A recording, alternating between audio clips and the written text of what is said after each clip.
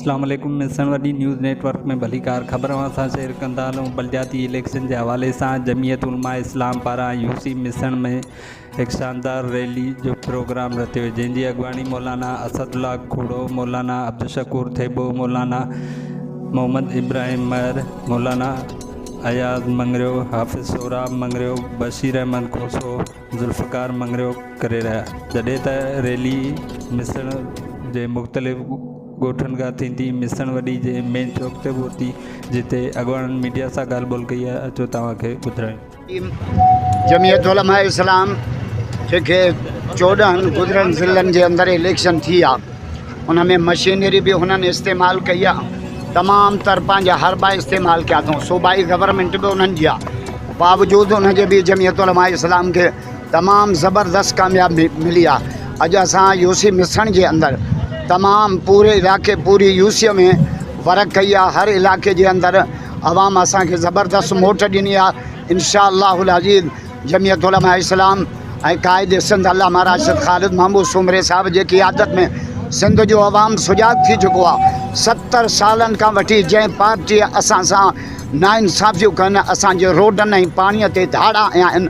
हे जेको अवाम निकितो आहे, इहा असांजी महिनत कान्हे का, इहा हुननि जे ज़ुल्मनि जो नतीजो आहे जो माण्हू ज़ुल्म मां तंग थी। ऐं मां उन्हनि खे ॿुधाइण थो चाहियां त इनक़िलाब ग़रीबनि जे झूपड़ीअ मां निकिरंदो आहे। जे श्रीलंका जे अंदरि आयो, हे गरीब अवाम जमल ॿाहिरि निकितो त हुकुमराननि जा महल न रही सघंदा। इन जे करे मां सिंध जे बोतारनि खे गुज़ारिश थो कयां त हे मज़लूम अवाम तव्हांजे ज़ुल्मनि खां रोडनि ते निकितो आहे। इंशाअल्लाहुल अज़ीज़ जेकॾहिं 24 जुलाई ते सही नमूने सां सिंध जे अवाम फ़ैसिलो कयो, जमीयत उलमा इस्लाम जे नुमाइंदनि जे हक़ में वोट ॾिनो, किताब ते ठपो आहियूं त ज़ुल्म मां बि जान छुटंदी, ज़ालिमन मां भी जान छुटंदी। इंशाअल्लाह यूसी मिशन के अंदर ऐं पूरे इलाके के अंदर जमीयत उलमा इस्लाम की मेहनत, अल्लामा राशिद साहब की मेहनत, मौलाना अब्दुल शकूर साहब की मेहनत, सा इब्राहिम की मेहनत, गरीबन जो असांखे एहसास है। मुड़ो तक मन घरन में जो रहन था, पुछी ॾिस उन्हनि खां छाऊ चवन था।